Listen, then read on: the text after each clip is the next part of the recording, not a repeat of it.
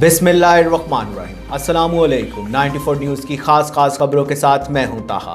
खबर शामिल करते हैं लोधरा से मुजम्मिल हुसैन उजागर की तफसीलात के मुताबिक लोधरा में गैर कानूनी पेट्रोल एजेंसियों के खिलाफ असिस्टेंट कमिश्नर ख्वाजा उमैर महमूद की दबंग कार्रवाई।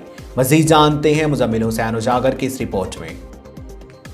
जी बिल्कुल, असिस्टेंट कमिश्नर ख्वाजा उमैर महमूद के मुताबिक शहर के चंद किलोमीटर के फासले पर दे इलाके जलालाबाद में कुछ अरसे से गैर कानूनी पेट्रोल एजेंसियों की शिकायत मिल रही थी। इतला पर छापे मारे गए तो दो एजेंसियों दुकानों में मशीन लगाकर आवाम को नाकस पेट्रोल फराहम करने में मसरूफ़ थी।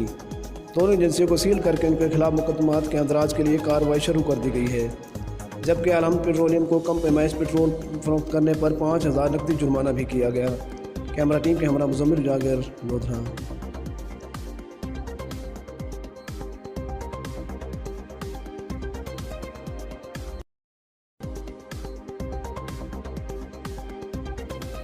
अब तक के लिए सिर्फ इतना ही। मजीद खबरों और अपडेट के लिए 94 न्यूज़ के साथ रहिएगा।